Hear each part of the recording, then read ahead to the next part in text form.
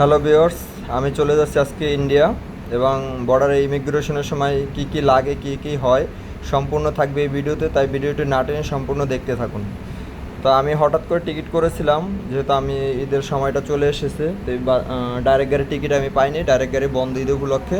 তো সেজন্য আমি স্টার ডিলাক্সে টিকিট করেছি। এখান থেকে আমি যাব বেনাপোল এবং বেনাপোল বর্ডার ক্রস করে ইন্ডিয়া চলে যাব এবং ওই সাইড থেকে আমার যারা ফ্রেন্ড আছে তারা আমাকে এসে নিয়ে যাবে।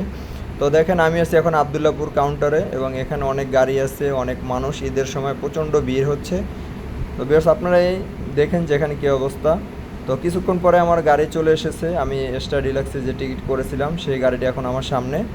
এখন আমি সেই গাড়িতে একটু উঠবো এবং আমি এই গাড়িতে করেই বেনাপোল যাব।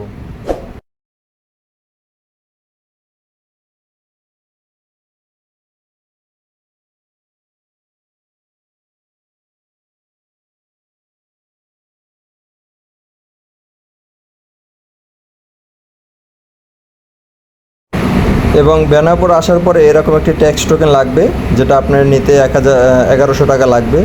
সেখানে আপনাকে 2টা কাগজ দেওয়া হবে। এখানে দেখেন আমার হাতে ভিসা, পাসপোর্ট এবং আরও 2টা কাগজ আছে। এখান দিয়ে একটি কাগজ তারা ভিতরে রেখে দিবে এবং অন্য একটি কাগজ ছিঁড়ে আপনাকে দিয়ে দিবে। তো দেখেন এখানে প্রায় 200-300 লোকের মতো লাইন লেগে আছে। তো এখানে আবার দালাল আছে যারা আপনার 100-200 টাকা দিলে এই লাইনের সবার আগে আপনাকে ক্রস করে ওই সাইডে পাঠিয়ে দিবে। তো আপনি চাইলে এভাবে যেতে পারেন, তবে কারো হাতে পাসপোর্ট দেবেন না। এবং দেখেন এই যে আমার হাতে 2টা কাগজ, ভিসা পাসপোর্ট নিয়ে আমি একটা সাইডে কর্নার দাঁড়িয়েছি। একটা কাগজ রেখে অন্য একটি কাগজ ছিঁড়ে দেখেন আমাকে দিয়ে দিছে। একটা কাগজ কিন্তু ভিতরে রেখে দিছে, যেটা আমাদের বাংলাদেশে ইমিগ্রেশন যেখানে হয় সেখানে 2টি ইমিগ্রেশন হবে, 2 বর্ডারে 2টা ছিল দেবে আপনার পাসপোর্টের উপরে। তো আমি 2টা সিল দিয়ে এবং এখন বর্তমানে আমি আছি কলকাতার ভিতরে। 2টি ইমিগ্রেশনের সময় আমার থেকে এনওসি চেয়েছিল, সেখানে আমি দিতে পারিনি। আমার থেকে 1000 টাকা রেখে দিয়েছে এবং আপনাদের কাছে অনেক হয়রানি করতে পারে, সে বিষয়ে একটু সতর্ক থাকবেন। এবং এই যে লোকগুলো দেখছেন এরাই আমার ফ্রেন্ড, যাদের কাছে আমি ইন্ডিয়া যাচ্ছি এবং আমি অলরেডি ইন্ডিয়ার ভিতরে চলে আসছি। সম্পূর্ণটাই আমি ভিতরে আছি দেখেন।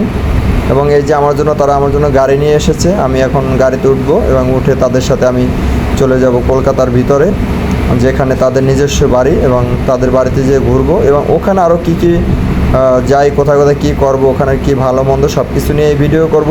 তো ভিউয়ার্স, আপনারা অবশ্যই অজানা অনেক তথ্য থাকবে, সেই জিনিসগুলো আপনাদের মাঝে তুলে ধরবো। অবশ্যই চ্যানেলটা আপনারা সাবস্ক্রাইব করে রাখবেন এবং অনেক উপকারে আসবে, কারণ সেখানে ডলার এক্সচেঞ্জ, ব্যাংক থেকে কত টাকা দিচ্ছে কোথায়, সব কিছুই থাকবে ভিডিওর ভিতরে। যারা ইউটিউব থেকে দেখবেন অবশ্যই চ্যানেলটি সাবস্ক্রাইব করুন এবং ফেসবুক থেকে অবশ্যই ফলো করে দেবেন। ধন্যবাদ।